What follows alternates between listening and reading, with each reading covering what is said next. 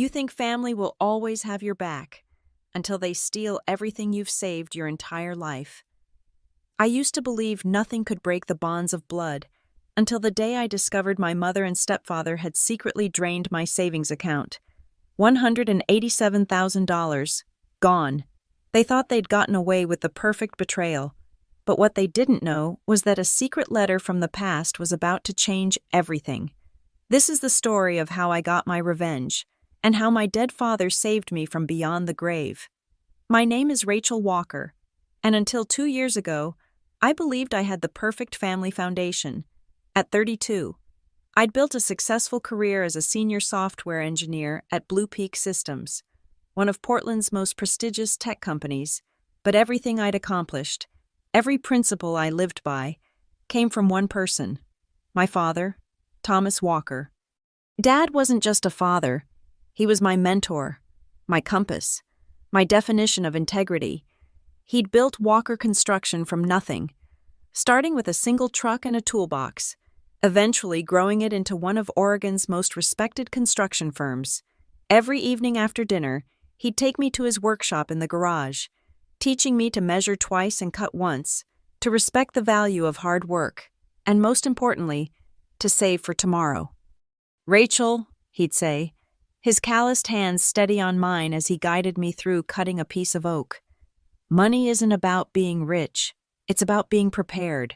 Every dollar you save is a brick in the wall between you and disaster." He practiced what he preached. When I was 7, he opened a special savings account in my name, separate from everything else. Every month, he'd deposit money there, not huge amounts, but consistent contributions that grew steadily over the years. He managed it through our family lawyer, David Holloway, with specific instructions that it would become mine when I truly needed it. "This isn't for a fancy car or a vacation," he explained when I turned 18 and asked about it. "This is your safety net, your foundation. When life tries to knock you down, this will help you stand back up." By the time I graduated from Oregon State with my computer science degree, that account had grown to over $150,000. Dad never let me touch it, insisting I build my career on my own merit, and I did. I worked my way up from junior developer to team lead, living modestly, adding my own contributions to the account whenever I could. It became our shared project, his vision of security made real. Mom, Marilyn, understood this about Dad. She'd been a bookkeeper before retiring, and she appreciated his methodical approach to life. They were partners in every sense. She managed the home finances while he built the business. They'd been married 35 years, and their relationship was the kind that made you believe in lasting love. Our house in Portland's Laurelhurst neighborhood was Dad's masterpiece. He'd renovated every inch himself, from the hand-carved oak banisters to the custom library he built for Mom's book collection. The workshop in the garage was his sanctuary, filled with tools collected over decades, each with its own story. Some were his father's, passed down through generations of Walker men who believed in building things that lasted. Sunday dinners were sacred. Dad would grill his famous salmon while Mom prepared her grandmother's potato salad. We'd eat in the dining room Dad had paneled with reclaimed Douglas fir, talking about everything and nothing. Those conversations shaped me more than any college course ever could. Never let anyone convince you to compromise your principles. Dad told me during one of our last dinners together, "Not for money, not for love, not for anything. Your integrity is the only thing that's truly yours." Looking back, I wonder if he somehow knew what was coming, if he sensed that his carefully built world would soon face threats he couldn't have imagined. The savings account, the lessons, the emphasis on self-reliance, it all feels like he was preparing me for a battle I didn't know I'd have to fight. But at that moment, sitting in our warm dining room with the evening light filtering through Mom's lace curtains, I felt invincible. I had my career, my family, and a financial safety net that would protect me from whatever life might throw my way. I had no idea that the greatest threat wouldn't come from outside our family. It would come from within, wearing a sympathetic smile and calling itself love. The call came on a Tuesday morning in March. I was in the middle of a code review when Mom's number flashed on my screen. She never called during work hours. "Rachel," her voice was barely a whisper. "It's Dad. You need to come to the hospital." The heart attack had been massive and sudden. Dad had been loading lumber at a job site when he collapsed. By the time the ambulance arrived, there was nothing they could do. Thomas Walker, the strongest man I knew, was gone at 59. The funeral was a blur of faces and condolences. Half of Portland seemed to show up. Contractors he'd worked with, clients whose homes he'd built, employees who'd become like family. Everyone had a story about Tom Walker's generosity, his integrity, his craftsmanship. Mom stood beside me, her hand gripping mine so tightly it hurt, both of us trying to be each other's anchor. That's when I first saw him, Gary Dalton. He was standing near the back of the church, a man in his mid-50s with silver hair and kind eyes. After the service, he approached Mom with a gentle smile. "Mrs. Walker, I'm Gary Dalton. We met at the grief support group last week. I just wanted to say how sorry I am. Tom sounds like he was an extraordinary man." Mom nodded numbly. I'd forced her to attend the support group at our church, worried about her sitting alone in that big house. Apparently, Gary had lost his wife to cancer 6 months earlier and understood the crushing weight of sudden loss. Over the next few weeks, Gary became a regular presence. He'd check on Mom, bring her groceries, sit with her when the silence became too loud. I was grateful. Honestly, my bereavement leave had ended, and returning to work meant leaving Mom alone for long stretches. Gary filled that gap. "He's been so helpful," Mom told me one evening, about 2 months after Dad's passing. "He fixed the kitchen faucet yesterday and helped me sort through some of Dad's paperwork." Something about that last part made me uncomfortable, but I pushed it aside. Mom needed support, and Gary was providing it. The changes started small. Mom began wearing brighter colors. Gary said they made her look younger. She stopped making Dad's favorite coffee blend, switching to some fancy brand Gary recommended. The classical music Dad loved was replaced by contemporary jazz that Gary enjoyed. "It's good that she's moving forward," I told myself, even as my stomach twisted watching her pack away Dad's vinyl collection. 4 months after the funeral, Gary started staying for dinner. Then dinner became dinner and a movie. Then he was there for breakfast, too. "He makes me laugh again," Mom said when I expressed concern about the speed of things. I didn't think I'd ever laugh again. But Gary, he understands what I'm going through. 6 months to the day after we buried Dad, Gary moved into our family home. I stood in the doorway watching him carry boxes into Dad's study, and something inside me screamed that this was wrong. But Mom looked happier than she had since Dad died, and who was I to deny her that? "I know this is hard for you," Gary said, catching me alone in the kitchen that first night. "I'm not trying to replace your father. I just want to make your mother happy." His words were perfect, his tone sincere. So why did they make my skin crawl? Within weeks, Gary had made himself comfortable. Dad's leather chair became Gary's chair. The workshop Dad had treated like a temple was now where Gary stored his exercise equipment. The walls that had held Dad's construction awards now displayed Gary's collection of vintage travel posters. "It's important to make new memories," Mom said when I protested. "Holding on to the past won't bring him back." But it wasn't just the physical changes.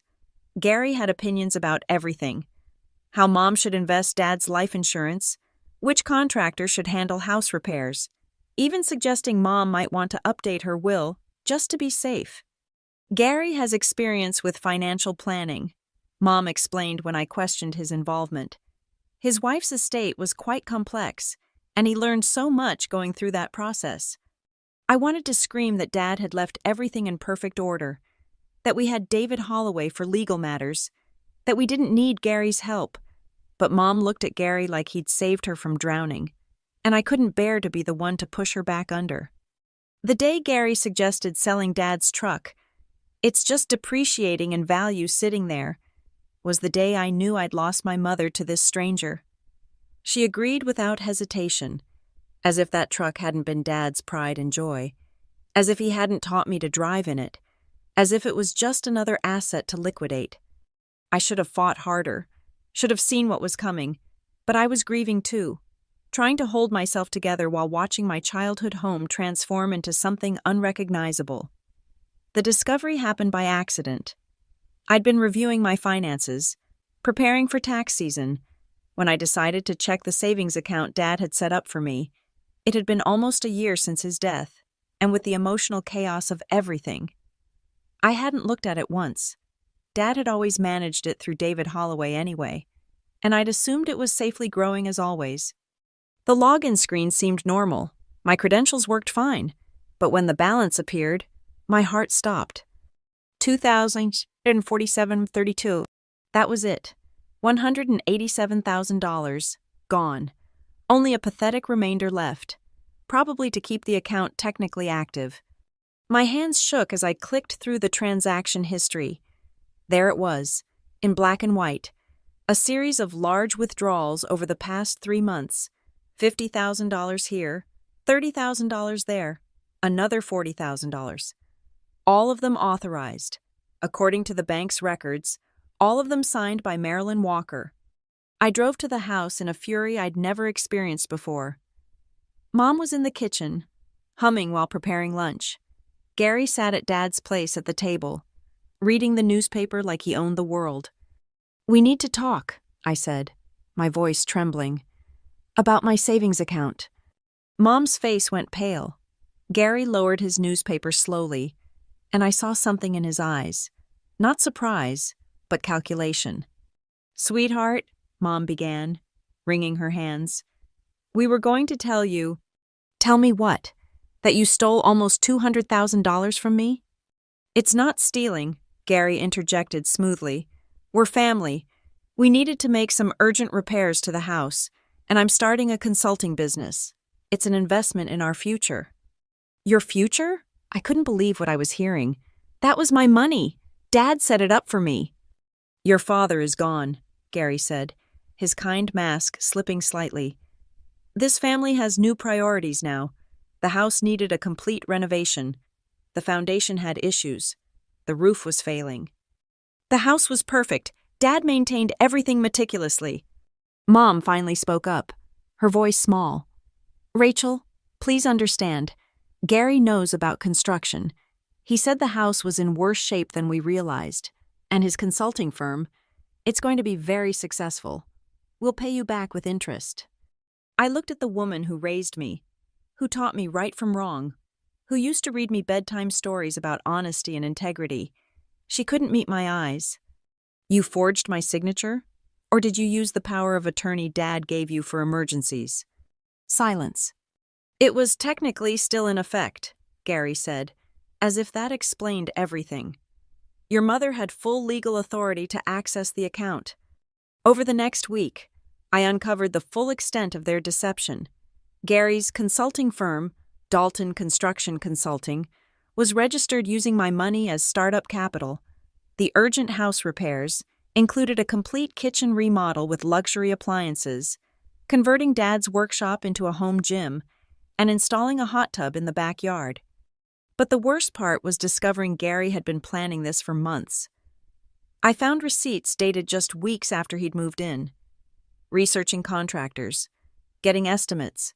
He'd been eyeing my savings account like a predator stalking prey. When I confronted them with the evidence, Gary's true nature finally emerged. "Listen carefully," he said, his friendly demeanor completely gone. "Your mother and I are married now." That was news to me. They'd apparently gone to City Hall 2 weeks ago without telling anyone. What's hers is mine, and what was yours was always meant to be the family's. Your father would have wanted his money to support his widow. This isn't what Dad wanted at all. "Your father is dead," Gary said coldly. "He doesn't want anything anymore. You're a successful engineer. You don't need this money. We do. The consulting firm will revolutionize construction project management in Portland. In 5 years. You'll thank us for making this investment." Mom sat silent through all of this, occasionally nodding when Gary spoke, like a puppet on strings, when I looked at her, begging with my eyes for her to remember who she used to be. She just whispered, Gary knows what's best for us. I tried reasoning with them. I showed them my own plans for the money, a down payment on a house, starting my own software company, the security Dad had always wanted for me. Gary dismissed it all. "You're young. You have time to save again. We don't." The final insult came when I discovered they'd also been slowly selling off Dad's tool collection. Each piece, carefully maintained and some passed down through generations, sold online to the highest bidder. Gary had even created a spreadsheet tracking the sales, proud of his efficiency in liquidating what he called unused assets. When I found Dad's father's handplane, a tool from 1947 that Dad had shown me 100 times, listed on eBay, something inside me broke. But it also hardened into something else, something that would have made Thomas Walker proud. The next few months were a masterclass in psychological warfare. Gary didn't just want my money, he wanted to erase my presence from the house entirely. First came his kids, Justin, 28, a failed musician who'd been living in his van, suddenly needed a place to get back on his feet. Claire, 31, fresh from her third divorce, arrived with her 2 teenagers, claiming she needed family support. Our 4-bedroom house was suddenly cramped, and guess whose childhood room became a storage unit for Justin's drum kit?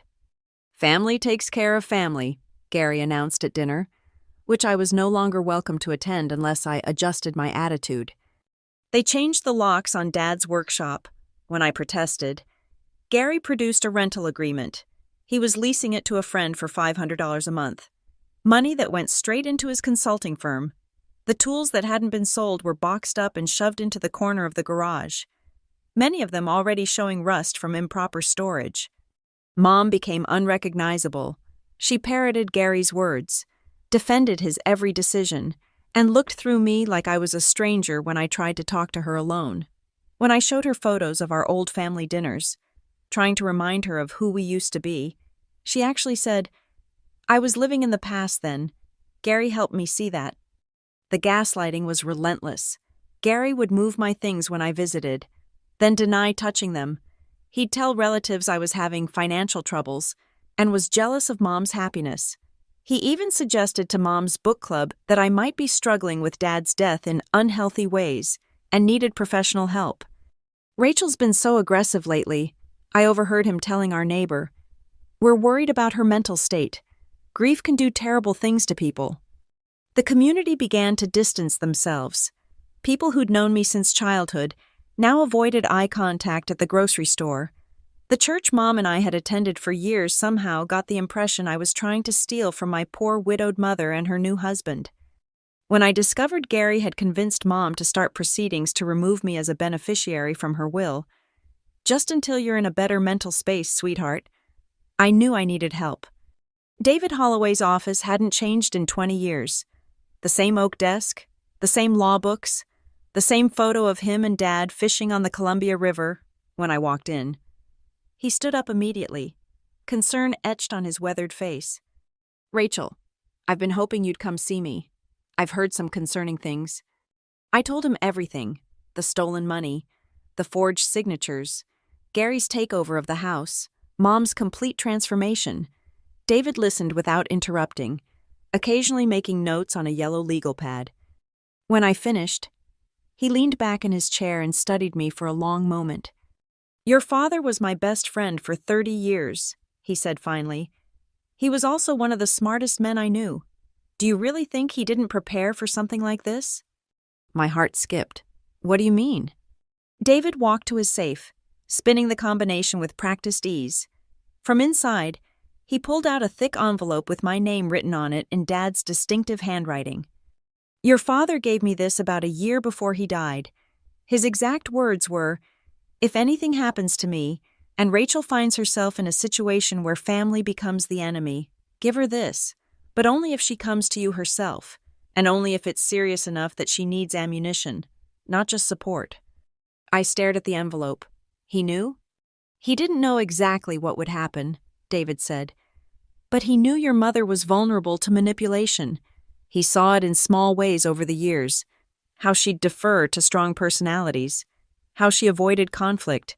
He loved her, but he wanted to protect you." Why didn't he tell me? Because he hoped he was wrong. He hoped this envelope would sit in my safe forever. Never needed, but Tom Walker didn't become successful by hoping for the best. He prepared for the worst. Inside the envelope were 3 things: a handwritten letter, a notarized document, and a USB drive. Read the letter first, David advised. Then we'll discuss your options. But Rachel, once you open this door, there's no closing it. Your father made sure you'd have the weapons to fight, but the decision to use them is yours. I held the letter, feeling the weight of Dad's foresight in my hands. Outside David's office window, Portland's skyline stretched toward Mount Hood, the same view Dad and I had admired when he first brought me here as a child to teach me about contracts and keeping your word. There's one more thing, David said. That savings account? Your father set it up with very specific legal parameters. Your mother's access was conditional and limited to your welfare. What they've done isn't just unethical, it's criminal fraud. But proving it and acting on it, that's going to tear what's left of your family apart. I thought about Mom, lost in Gary's web. I thought about the house that was no longer home. I thought about Dad's tools being sold to strangers, his legacy dismantled piece by piece. It's already torn apart, I said, breaking the seal on the envelope. Now it's time to see what Dad left me to fight back with. My hands trembled as I unfolded Dad's letter. His handwriting, strong and steady, brought tears to my eyes before I even read the first word. My dearest Rachel, if you're reading this, then I failed to protect you in person, and for that, I'm deeply sorry, but I won't fail to protect you entirely. By now, someone has likely manipulated your mother into betraying your trust. I pray I'm wrong, but if this letter is in your hands, then my worst fears have come true. Your mother is a good woman, Rachel, but she has always needed someone strong beside her. Without me, she may have chosen poorly. The savings account I created for you was never just about money. It was a test, a trap, and a gift all at once. Every transaction is monitored, documented, and legally protected in ways that aren't immediately apparent. The account was set up through a trust with very specific terms that make any unauthorized withdrawal not just a family dispute, but federal wire fraud. The USB drive contains all the documentation you need. The original trust papers, recordings of my meetings with David where I explicitly stated the account's purpose, and something else, evidence of every transaction, backed up in real time to a secure server. Yes, Rachel, I knew technology had its uses, even for an old builder like me. But here's what's most important. I've also included a second will, one that your mother doesn't know about. It's completely legal, properly witnessed, and supersedes the will she has. In it, I've made provisions that protect you and what I've built, with specific clauses that activate if anyone attempts to defraud you of your inheritance. If someone has taken your money, they've already committed a crime. But more than that, they've revealed their character. Don't let guilt stop you from defending yourself. This isn't about revenge. It's about justice and protecting what I spent my life building for you. Your mother will likely take their side. She'll say things that hurt you, maybe even things she believes. Forgive her, Rachel, but don't sacrifice yourself for her choices. She's an adult who made her decisions. You don't have to burn with her to keep her warm. I know you're probably wondering if I suspected something specific. The truth is, a man named Gary Dalton did a small contracting job for me 3 years ago. His work was shoddy, his billing was dishonest, and when I confronted him, he threatened to sue before backing down. I later learned he'd targeted other widowers and widows through grief support groups, though nothing was ever proven. If this letter has found you, check if that name means anything to you. Remember what I taught you. Measure twice, cut once. I've measured the situation from every angle, and now I'm giving you the tools to make the cut. David has my complete trust. Follow his guidance, but make your own decisions. Whatever happens, know that I'm proud of you. You were the greatest thing I ever built, the finest work I ever completed. No amount of money or property compares to what you've become. Stand strong, my girl. Don't let anyone, family or otherwise, convince you that defending yourself is wrong. The only thing necessary for evil to triumph is for good people to do nothing. All my love, Dad. P.S. Check the workshop's north wall. Third stud from the corner. 4 feet up. I left something for you that they won't think to look for. I had to stop reading twice to wipe my eyes, even in death. Dad was still protecting me, still teaching me, still being my father. David gave me a moment to compose myself before speaking. The second will is ironclad. I helped Tom draft it myself. It includes a clause that if anyone attempts to defraud or steal from you, they forfeit any claim to his estate. That includes the house. The house? I whispered. The house was Tom's before marriage, purchased with his company's profits. Your mother has residence rights, but ownership was always meant to pass to you. If we can prove Gary and your mother stole from your trust, they lose everything. The USB drive contained even more than Dad had described.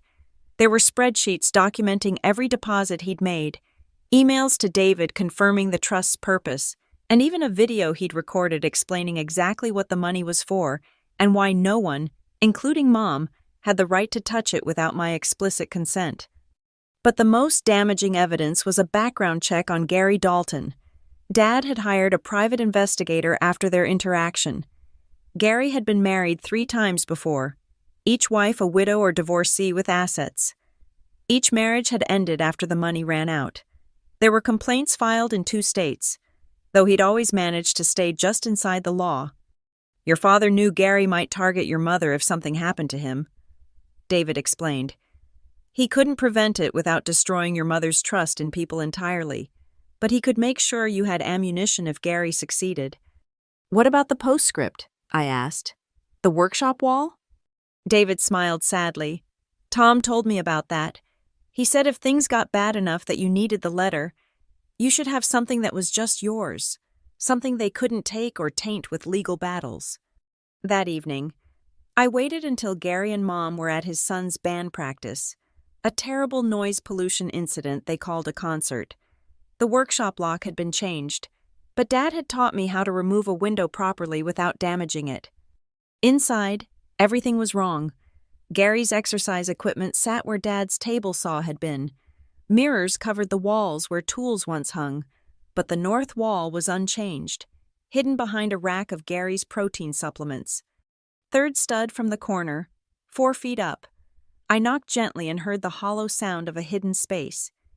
Using Dad's old utility knife, one of the few tools Gary hadn't sold, I carefully cut through the drywall. Inside was a small metal box. My hands shook as I opened it. There was $50,000 in cash, a note that said, "Remember, measure twice, cut once. This is your clean start if you need it," and something that made me sob. His father's wedding ring, my grandfather's, the one Dad wore on a chain after Grandpa died, the one thing he'd treasured above all his tools and achievements. I held that ring and felt 3 generations of Walker strength flow through me. Gary thought he'd won. Mom thought she'd found happiness, but Dad had given me everything I needed to fight back. It was time to cut once. The next 3 weeks were a careful dance of preparation. David and I worked methodically, building our case piece by piece. I played the defeated daughter, letting Gary think he'd won completely while we gathered evidence of his latest moves. The mistake that sealed their fate came when Gary got greedy. Not satisfied with the $187,000 he'd already stolen, he decided to leverage it for something bigger, using my money as collateral. He took out a $95,000 business loan for his consulting firm, listing the funds as personal investment capital on the application. He just committed bank fraud. David told me when we discovered the loan documents. He used stolen funds as collateral and lied about their origin. This is now federal. But I wanted to give them one last chance, not for Gary, but for Mom. I needed to know if anything of the mother I knew still existed inside the woman living in my childhood home. I visited on a Thursday evening, finding Mom alone in the kitchen. For a moment, she looked like herself again, humming while making tea in Dad's favorite mug, the one she'd apparently saved from Gary's purge. "Mom," I said quietly, We need to talk, really talk, without Gary. Her face immediately hardened. If you're here to cause more drama, I'm here because Dad would want me to try one more time. I pulled out a photo from my wallet. Mom, Dad, and me at my college graduation. Do you remember what Dad said that day? She glanced at it briefly. Rachel, the past is... He said, my 2 girls are my greatest accomplishment. He said he could lose everything else and be happy as long as he had us. For a second, her mask cracked. I saw confusion, maybe even recognition. Then we heard Gary's car in the driveway, and the moment shattered. You should go, she whispered urgently. He doesn't like when you visit unannounced. Mom, he's controlling you. This isn't love. Go! She nearly shouted, fear flashing in her eyes. That's when I knew my mother wasn't gone. She was trapped, but she'd chosen her prison, and I couldn't break her out if she wouldn't reach for the key. David scheduled the meeting for the following Monday at his office. We sent formal letters requiring Gary and Mom's presence to discuss the estate matters and reach an amicable resolution. Gary probably thought he was coming to accept my surrender. He walked in wearing a new suit, probably bought with my money, and a smile that radiated confidence. Mom followed behind him like a shadow, her eyes downcast. Justin and Claire came too, apparently expecting to witness my final humiliation. So, Gary said, settling into his chair like a king on his throne. Ready to be reasonable, Rachel? David cleared his throat. Mr. Dalton? Mrs. Dalton? We've asked you here to discuss the fraudulent withdrawal of $187,000 from Rachel's trust account. There was no fraud, Gary said smoothly. Marilyn had legal access. Limited access, David interrupted, sliding a document across the table. Specifically for medical emergencies or educational expenses directly benefiting Rachel. Let me read from the trust documentation, signed by Thomas Walker and notarized in 2005. As David read the technical language, I watched Gary's confidence drain away. Mom's face went white. Furthermore, David continued, we have evidence that you've used these stolen funds as collateral for a business loan, committing federal bank fraud in the process. You can't prove... David placed a stack of documents on the table, bank statements, loan applications, even emails where Gary had bragged to potential clients about his investment capital. We also have this, David said, producing Dad's second will. Thomas Walker's final will and testament, properly executed and superseding all previous versions. Would you like me to read the relevant section? Gary grabbed the will, his hands shaking as he read. Mom looked between us, confusion and dawning horror on her face. If any beneficiary attempts to defraud, steal from, or otherwise harm Rachel Walker's financial interests, David recited from memory, they shall forfeit all claims to the estate, including residence rights to the family home.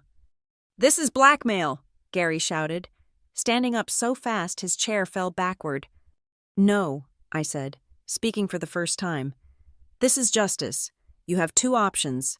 Option 1, sign this agreement to repay the full amount within 90 days.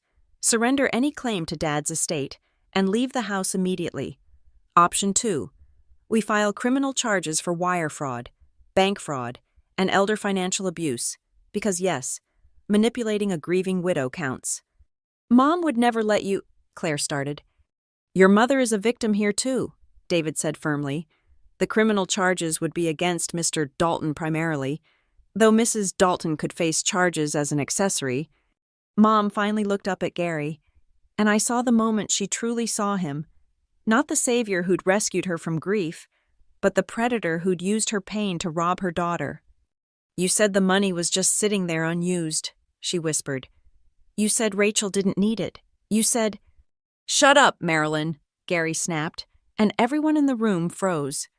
There it was, the mask finally completely off. Sign the agreement, Gary, I said quietly. Or I call the FBI agent David has on standby. Your choice. Gary looked around the room, at his children, at Mom, at the evidence spread across the table.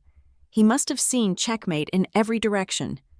With shaking hands, he signed the agreement. Then he turned to Mom with such venom that David actually stepped between them. "This is your fault," Gary snarled at her. "You said she was weak. You said she'd never fight back." Mom crumpled into her chair, sobbing. I wanted to comfort her, but I couldn't. Not yet. Maybe not ever. "You have 72 hours to vacate the house," David informed Gary. "Any property damage or theft will result in immediate criminal prosecution." Gary stormed out, his children trailing behind him, throwing accusations and threats that David calmly noted for potential restraining orders. Mom and I sat in silence as David gathered the papers. Finally, she whispered, "Your father knew this would happen?" "He knew you might be vulnerable," I said carefully. "He wanted to protect both of us." "I loved Gary," she said, as if trying to convince herself. "I know, Mom. That's what makes this so cruel." The confrontation in David's office was like watching a house of cards collapse in slow motion. Gary's careful construction of lies, manipulation, and false charm crumbled with each piece of evidence David methodically presented. "This is entrapment," Gary shouted, his face red with rage. "You set me up." "No one forced you to steal," David replied calmly. "You made your choices. These are the consequences." Gary turned to Mom one last time, his mask completely gone now. 2 years, Marilyn. 2 years I wasted on you and your pathetic grief. You were supposed to be an easy mark." The words hung in the air like poison. Mom's face crumbled as the full weight of betrayal hit her. Every kind word, every gentle touch, every moment of comfort, all of it had been a lie. A performance designed to rob us. "Get out," I said, my voice steady despite my racing heart. "You have 72 hours. If you're not gone by Thursday at noon, the FBI will be waiting." Justin stood up, pointing at me. "You think you've won? You've just destroyed your family." "No," I said, meeting his glare. "Your father destroyed my family the moment he targeted my grieving mother. I'm just cleaning up the wreckage." Claire was texting furiously, probably trying to figure out their next move. But there was no next move. David had made sure of that. Every angle was covered, every escape route blocked. "The loan documents have already been sent to the bank's fraud department," David added. "They'll be freezing the business accounts within the hour. I'd suggest you focus on finding new living arrangements rather than planning revenge." Gary stood, straightening his suit jacket with trembling hands. For a moment, he looked like the kind, helpful man who'd first appeared at Dad's funeral. Then his eyes met mine, and I saw the real Gary Dalton, a vulture who'd been circling our grief, waiting for the perfect moment to feed. "Your father would be ashamed of you," he said, his last desperate attempt to hurt me. "My father prepared for you," I replied. "He saw you coming from beyond the grave, and he made sure you'd lose." After they left, Mom and I sat in David's office in silence. She looked older, frailer, like she'd aged 10 years in 10 minutes. The woman who'd stood beside Gary, defended him, chosen him over me, that woman was gone, leaving behind someone broken and lost. "I need to go home," she whispered. "I'll drive you," I offered. "No," she stood slowly, gathering her purse. I need to think, to understand how I let this happen. Mom, he was so kind. Rachel, after your father died, I couldn't breathe. The house felt like a tomb. And then Gary appeared, and suddenly I could function again. I thought—" She paused, tears streaming down her face. "I thought it was love. How could I not see what he really was?" I wanted to comfort her, to say it wasn't her fault, but part of it was. She'd chosen Gary over me, had stood by while he dismantled Dad's legacy, had signed papers to steal my future. Grief might explain it, but it didn't erase it. "The house will need to be cleared of their things," David said gently. "I can arrange for a moving service if—" "No," I interrupted. "I'll do it myself." Thursday came quickly. I arrived at the house at 11:45 a.m. David beside me, a locksmith waiting in his van. We didn't need the police. Gary was too smart to risk arrest over property. but I'd prepared for violence anyway. The house was trashed, not destroyed, but deliberately disheveled. Furniture moved, pictures thrown on the floor, garbage left everywhere. Gary's final insult. But importantly, they were gone. Justin had left his drums, probably too expensive to move quickly. Claire had abandoned most of her belongings, taking only what she could carry. Gary had been more thorough, but in his rush, he'd left behind paperwork, including records that showed he'd been planning this con for longer than we'd thought.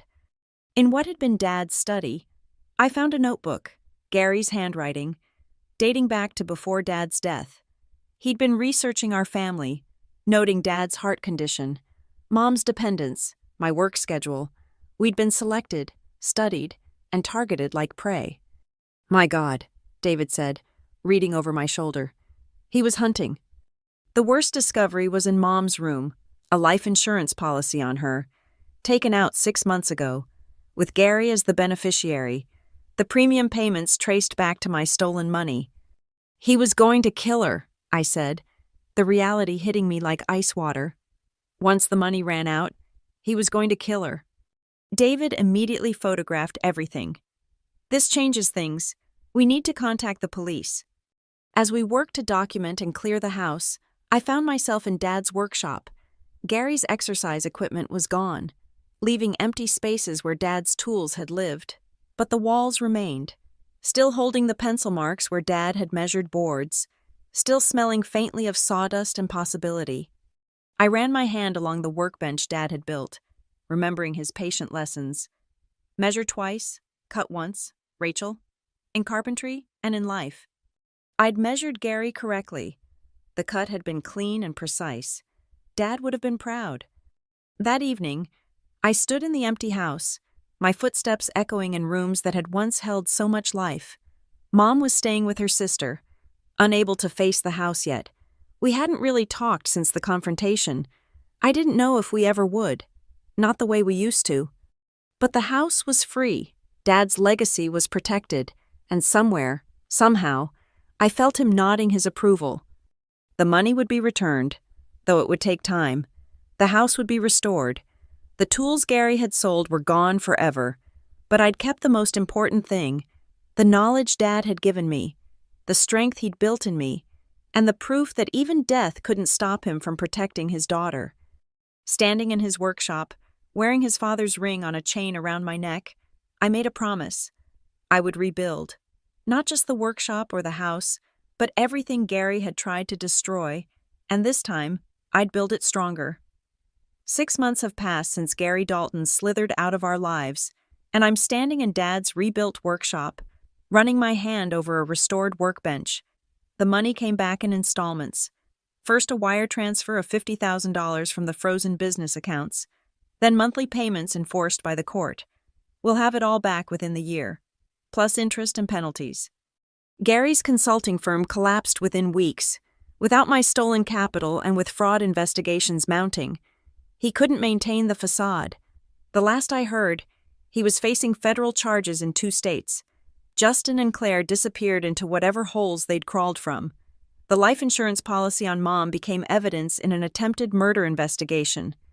But the real restoration isn't about money. It's about rebuilding what was broken beyond the financial theft. Mom and I are in therapy now, separately and together. Our relationship may never fully heal, but we're trying. She's learning to recognize the manipulation patterns that made her vulnerable. I'm learning to forgive without forgetting. Some Sundays, she comes to the workshop and watches me work with Dad's tools, the few I've managed to buy back from collectors who'd purchased them from Gary. "He taught you well," she said last week, watching me restore an antique dresser. "I see him in your hands when you work." It's the closest we've come to talking about Dad without the weight of Gary's shadow between us. The house feels different now.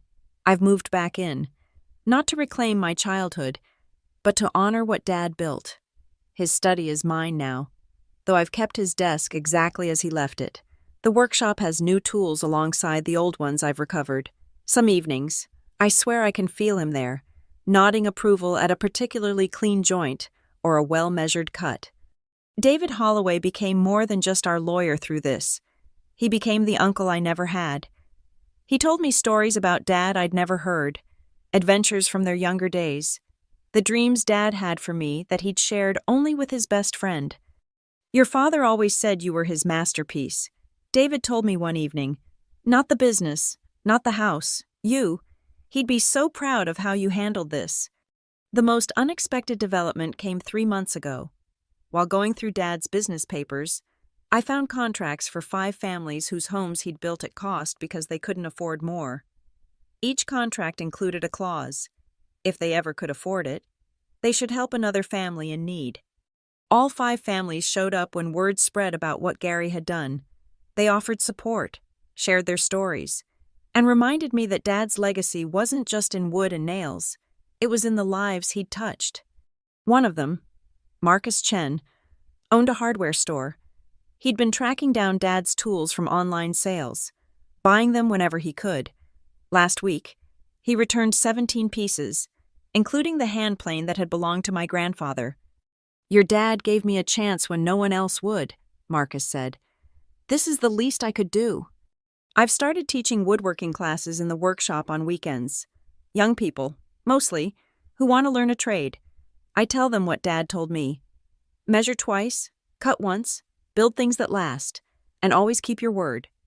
Sometimes I share our story, carefully, without bitterness, how grief can make us vulnerable, how predators like Gary exist, looking for weakness, how important it is to protect yourself, even from people who claim to love you, and how sometimes the best protection comes from those who loved us before, who saw dangers we couldn't imagine.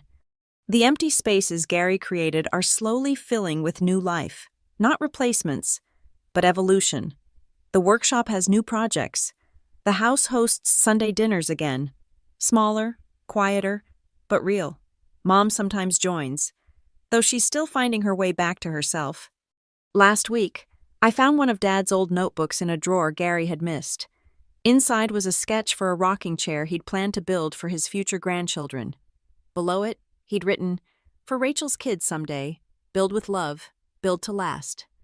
I'm working on that chair now.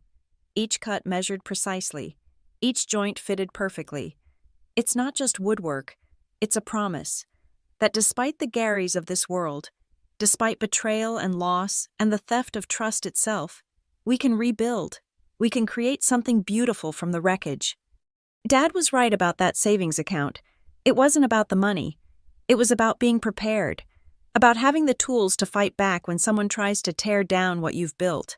But more than that, it was about knowing that love doesn't end with death, that a father's protection can reach beyond the grave, that sometimes the best revenge isn't destroying those who hurt you, it's rebuilding what they tried to break, stronger than before.